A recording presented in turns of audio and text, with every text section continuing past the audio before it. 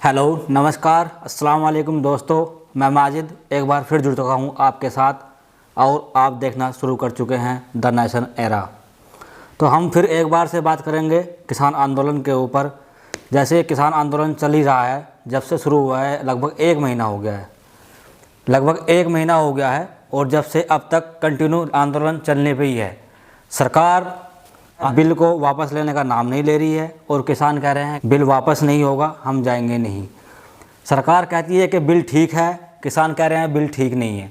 सरकार कह रही है कि बिल तो वापस नहीं होगा, आप बात कर लीजिए। किसान कह रहे हैं कि जब तक बिल वापस नहीं होगा हम नहीं जाएंगे। सरकार कह रही है बात कर लो। एक बार बात हुई, दो बार बात हुई, तीन बार बात हुई, बार बार बात हुई, लेकिन रिजल्ट कुछ नहीं आया। उसके बावजूद फिर आज हमारे पीएम नरेंद्र मोदी जी ने मध्य प्रदेश में किसानों को संबोधन किया और उसमें उन्होंने बताया कि हमने इंडिया के किसानों को 18,000 करोड़ रुपया उनके खातों में डिस्ट्रीब्यूट कर दिया है। यानी कि एक किसान के खाते में 2,000 रुपये, जो पहले से ही वो योजना चल रही है। तो इस चीज़ का दिखावा करने की क्या ज़रूरत थी? 18,000 करोड़ सुनने में बहुत बड़ी राशि लगती है, लेकिन 9,000 किसानों के खाते में जब 18,000 करोड़ रुपया जाता है तो यानी कि एक किसान के खाते में 2,000 रुपये। ऐसा कौन सा वर्ग है जो 2,000 रुपये की अपने खर्चे को 2,000 रुपये में 3 महीने का खर्च चला सके? यानी कि एक तरीके से सरकार ने किसान को 2,000 रुपये देकर न जाने कौन सा एहसान कर दिया है। आज मोदी जी ने किसानों को संबोधित किया मध्य प्रदेश में और वहाँ पे मोदी जी ने कहा कि जो खलिस्तान है वो देश के कानून का विरोध करेगा और जो देश के कानून का विरोध कर सकता है तो वो किसान कैसे हो सकता है। तो इसका ये तो कोई मतलब बात नहीं हुई कि अगर कोई बिल या कोई कानून देश में आ रहा है तो वो देशवासी उसका विरोध ना करे। मतलब अगर विरोध करेगा तो वो देशद्रोही है और विरोध ना करे तो वो एक तरफ से देशभक्त है। अगर बीजेपी की जगह देश में कांग्रेस की सरकार होती तो इस आंदोलन से अब तक उसकी ईंट से ईंट बच चुकी होती।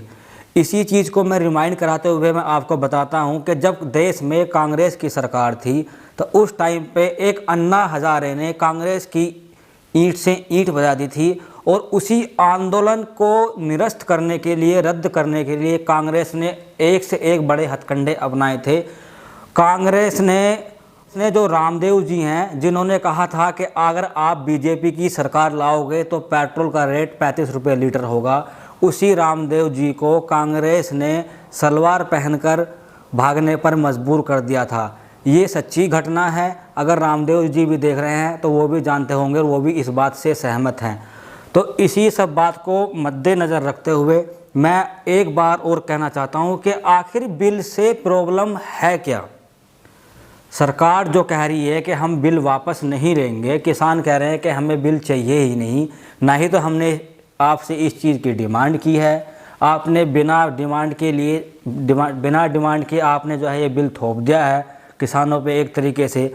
तो जब किसान कह रहे हैं कि हमें बिल चाहिए ही नहीं, आप बिल वापस कर लो, तो बिल वापस करने में कौन सी आफत आ रही है? चलो सारी बात छोड़ो, मैं एक मशवरा देना चाहता हूँ सरकार को।